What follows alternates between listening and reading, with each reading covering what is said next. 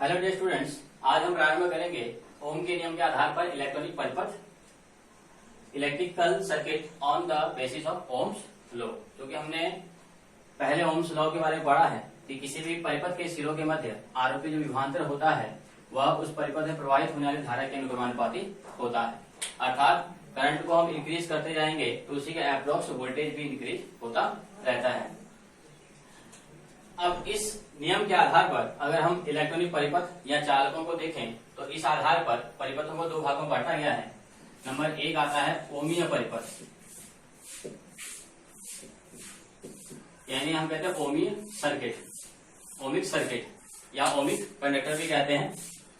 तो ऐसे परिपथ जो परिपथ ओम के नियम का पालन करते हैं, ऐसे परिपथों को हम ओमीय परिपथ कहते हैं। या ऐसे चालक जो ओम के नियम का पालन करते हैं, ऐसे चालकों को हम ओमीय चालक कहते हैं।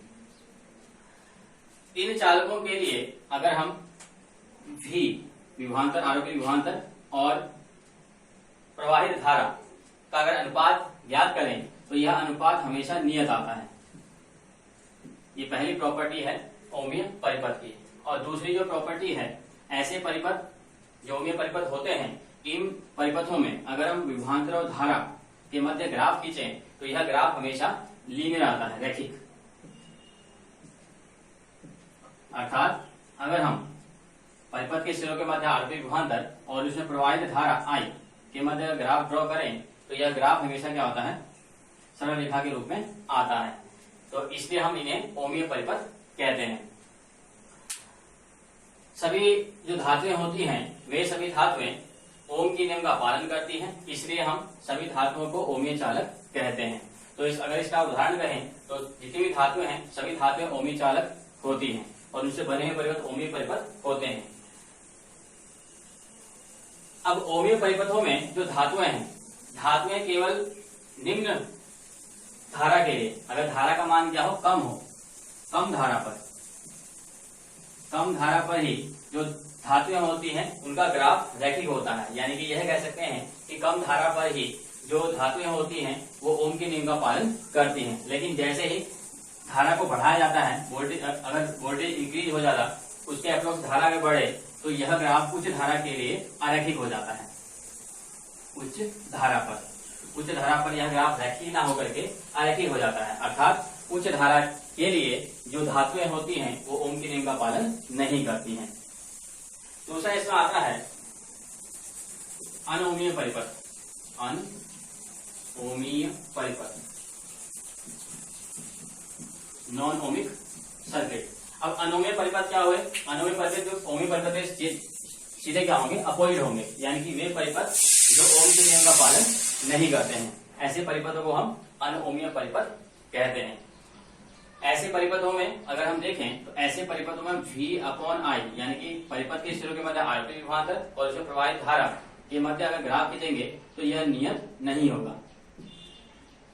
कांस्टेंट नहीं रहेगा। और दूसरा, अगर हम V और I आरोपी विभवांतर और धारा के मध्य ग्राफ खींचें तो यह ग्राफ हमेशा अरैखिक होगा, या हम कह सकते हैं वक्रीय होगा, हमेशा कर्व बनेगा ग्राफ में।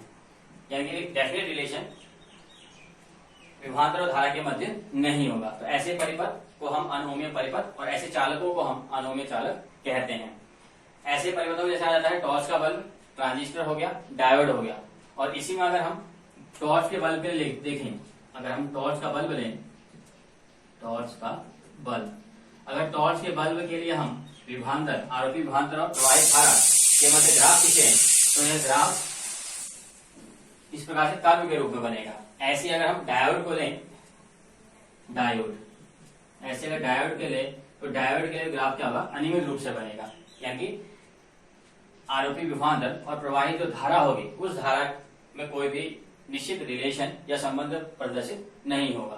तो ऐसे परिपथ अनओमीय परिपथ कहते हैं। इस आधार पर, ओम के नियम के आधार पर इलेक्ट्रॉनिक परिपथ दो प्रकार के होते हैं, ओमीय परिपथ और अनओमीय परिपथ। ओमीय परिपथ जो ओम के नियम का पालन करते हैं, जिनमें आरोपी विभवांतर धारा के मध्य अनुपात हमेशा नियत रहता है और जिनका VI ग्राफ रैखिक होता है। और कम धारा के लिए सभी धातुएं ओमीय परिपथ या ओमीय चालक कहलाती हैं। दूसरा अनओमीय परिपथ, वे परिपथ जिनमें VI ग्राफ अरैखिक होता है और V और I के मध्य अनुपात नियत नहीं होता है, यानी ग्राफ जो होता है वक्री रहता है, ऐसे परिपथ को अनुमेय परिपथ कहते हैं और इसमें टॉर्च का बल्ब, डायोड, ट्रांजिस्टर आदि जो होते हैं अनुमेय परिपथ के उदाहरण हैं।